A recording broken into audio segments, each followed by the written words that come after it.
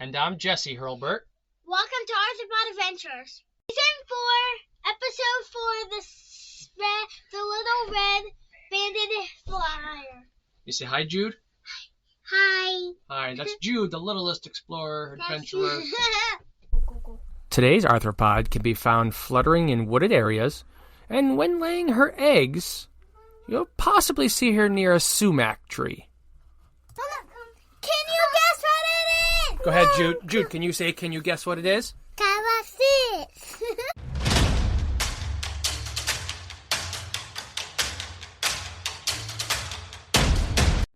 Today's episode, Charlie, brings us to the world of the red banded hair streak.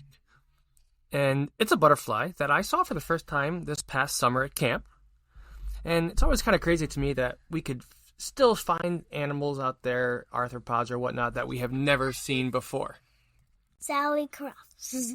Close. So the scientific name, and I don't know if mine will be any better, is Chalcopus. Try it. Chalcopus. Yeah. Cecrops. Cecrops. Now, the genus, Charlie, I really couldn't find much information other than suggestions that it was of Greek origin. Maybe of like a calliope, something along those lines. But that's just my gander. Get it. Yeah, you get it. Now, the butterflies in this genus are commonly referred to as hair streaks. Like we have the common name for this insect, the red-banded hair streak, and we'll get into that in a minute. Now, the species name Cecrops, I was able to find a little bit more. It refers to a Greek king by that name. And guess what, Char? It wasn't fully human. Okay? It had the top half of a man and the bottom half of a fish or serpent.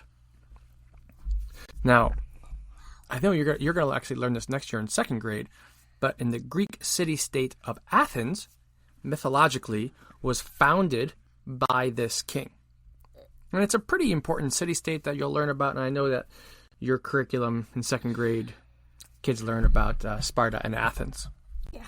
Now, if I suggest you go check out pictures of Cecrops because the variations on him are spectacular, just half kind of like merman-esque. Merman. It's a movie you haven't seen yet, but it's funny. So, if you happen upon one of these beauties at rest, Charlie, its wings are typically folded up. Yep, so they're up. People away. Always. Point. Points to this Act, yep. As a way to tell Butterflies from balls, but I tend to like to look at the antenna more for identification purposes. Now, Charlie, that's because the butterflies have more of the slender, fist at the end kind of antenna that we think about. And typically moths have that beautiful feather-like antenna that are just spectacular. But back to the hair streak. Now, as their common name suggests, Charlie, you will find what? Here, your turn. Will find a red band that travels down the wing. It's not wearing a wig. That would be funny if the butterfly was wearing a wig, though, right? Yeah. Yeah. It's pretty thick, Char, and distinctive, and follows much directly under a much thinner white streak. And in between the white and red streak is an even thinner black strip that separates the two colors. Go ahead. Oh, we're right here. At the very end of each hind wing, there is a tiny hair streak that protrudes out now. Was Now I'm going to tell you something. Okay, so these little They have these little hair streaks that kind of look like little wavy hairs. And it brought me back to my childhood, Charlie. Now, I don't know if you know this or not. Many people don't probably know unless you knew me in elementary school. But I used to have what Grandma Leslie called a rat tail. Okay? Right. And this was like, my head was shaved, but in the back was just like this little thin, long ponytail. You had hair, but now you don't. And now I don't have as much hair. Well, that's like... Yeah. Now, you know what's crazy, Charlie? Is it was a weird thing, but kids had it back in my day, and looking back at it, it was an interesting choice. But when Grandma Leslie died, I actually found the rat tail, the little strip of hair. Grandma Leslie had saved it in an envelope for like 15 years. Isn't that crazy? Yeah. Yeah. It was kind of touching, but also kind of like strange, but touching because I miss Grandma Leslie, right? Yeah. So I bring this up because the hair streaks coming out of the back of these wings kind of remind me of that. Now, the wings also have some larger black eye spots at the tips and back end, but the rest of the wing is a gray color, grayish brown, and that's kind of the underside of the wing. When I saw one this summer, the gray color really stood out for me because it's not a color that I often associate with finding animals, especially in the woods and especially invertebrates. Now, the upper side or top of these wings are a blackish brown in color, and they're kind of unremarkable by comparison. And according to the Missouri Department of Conservation, and I quote, springtime individuals tend to have more blue than those later in summer, which may have none.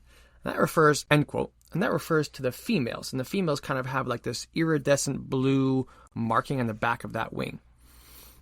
Now, you want to try again? For what? No, right here. Oh. As adults, they are pretty small for what most people think. Of butterflies. They reach about an inch or just over an inch in, size. Not nearly as big as swallowtails that most people fawn over. Yeah, they're pretty small, but they're cute. I would love. They're beautiful. They're beautiful. Every species I've seen of the hair streaks are beautiful. Oh, that. Now, in the larval stage, they're also equally not pretty big. They're about a half an inch in length, and kind of brown and drab in color. And it kind of looks like someone took a normal caterpillar and squished it flat.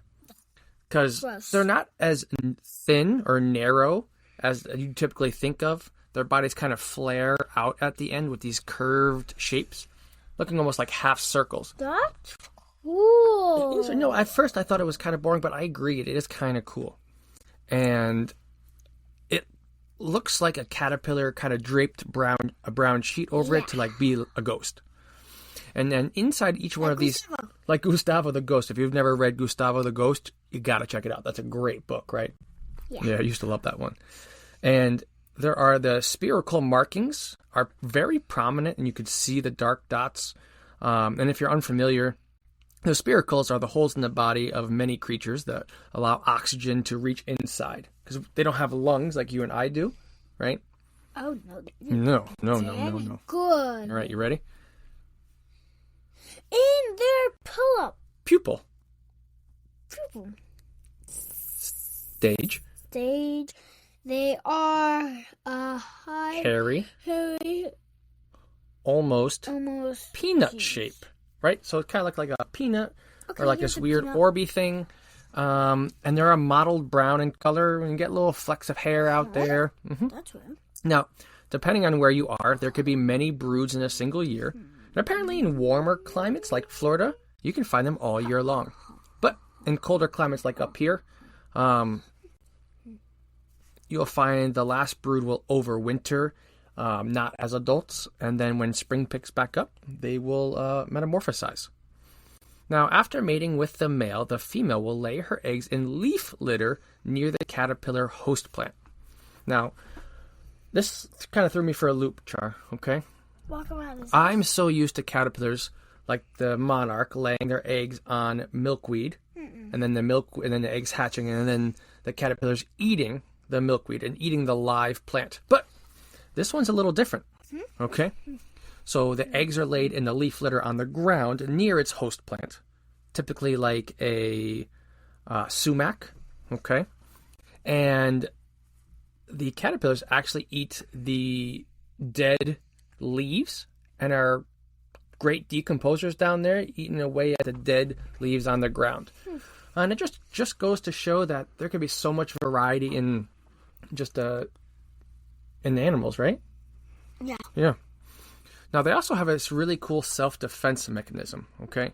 And according to an article titled Red-Banded Hairstreak, Calicopus cecrops, which was written by Donald Hall and Jerry Butler, and I quote, "As with the other hairstreak butterflies, perching adults move their hind wings up and down, and the tails on the hind wings, those little hair streaks, they have that along with the eye spots on the back of the tail, kind of looks like a head. Now, the movement of the tails is believed to attract a potential predator's attention to that part of the wing, which is then torn away and allowing the butterfly to escape. This false head defense has been documented to be effective against the attacks of jumping spiders," end quote. Now, that's kind of cool, right? You didn't say the number. I did not say the numbers. You're right. We don't have to say those numbers. Do we have to say them? We don't have to say that one. Would you like to say it anyway? Yeah. Go ahead. 2013. 2013. Good. You feeling good now? Yeah. It's kind of crazy to think like a jumping spider, getting to see a jumping spider attack this butterfly. That would be cool to see, right? Sure. Yeah. To eat the wing. Yeah.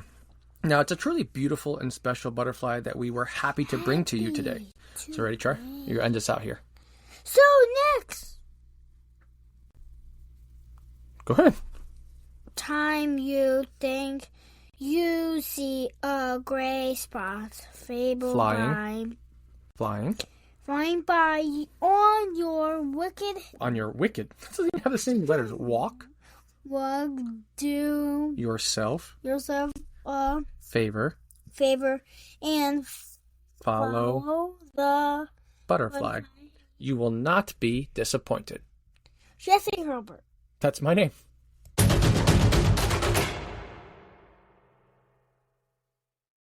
We hope you enjoyed today's episode, right, Charlie? Yeah. If you have an arthropod you would love to hear about, want to tell us what you think about the show, or found one of our mistakes, send us an email at arthropodadventurespodcast@gmail.com. And you can find us on Instagram at arthropod_adventures_podcast and follow us there. And thank you for listening. Thank you for listening. Never stop learning. Show your show notes and never stop learning. Stay inquisitive And never stop learning. and always check out the show notes. You're right.